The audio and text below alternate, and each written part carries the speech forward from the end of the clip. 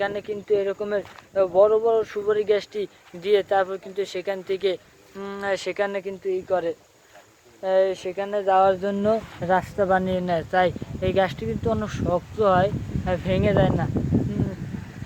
সেখানে কিন্তু চার হিসেবেও ব্যবহার করে।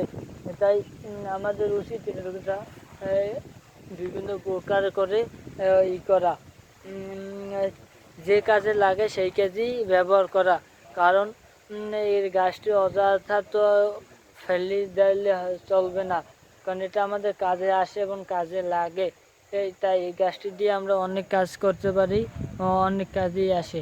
এই গাছ লাগানো উচিত এবং যত সম্ভব এই সুপারিটি কম খাওয়াই ভালো। কিন্তু সুপারি খেলে বলে উপকারও আছে, কি উপকার আমি জানি না, সেটা আমি জানি না। যাও এই সুপারিটি খাই, মানে সুপারি গাছটি লাগানো উচিত, কারণ এই গাছটি বেশি জায়গা নেয় না। কম জায়গায় আমরা অনেক সুপারি গাছ লাগাতে পারি এবং এ দিয়ে আমরা মুনাফা অর্জন করতে পারি।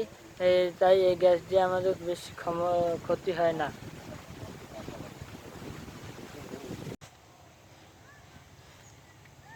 হ্যাঁ ভাই, এটা কিন্তু আমার পিছিয়ে যে গাছটি, এটা কিন্তু একটি কাঁঠাল গাছ। কাঁঠাল গাছটা কিন্তু বড় হয়েছে, মানে লম্বা হয়ে গেছে, কিন্তু মোটা হয়নি।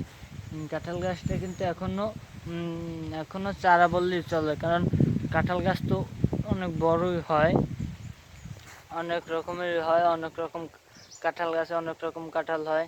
কোনো কাঁঠাল গাছে কাঁঠাল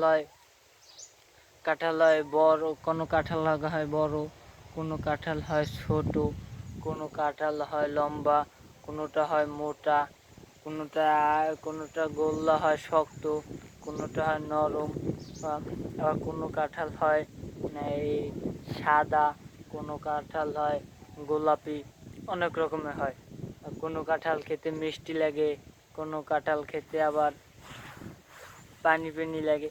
বিভিন্ন রকমের কাঁঠাল হয় বিভিন্ন রকমের গাছের।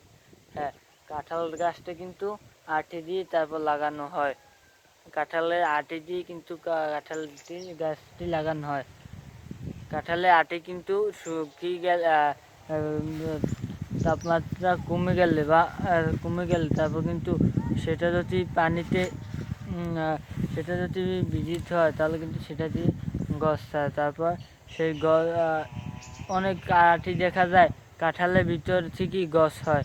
সেই আঠিটি নিয়ে যদি লাগানো হয়, সেই আঠিটি থেকেই কিন্তু গাছ হয়, সেই আঠিটি থেকেই আবার নতুন গাছ হয়। তো এটা এখানে কিন্তু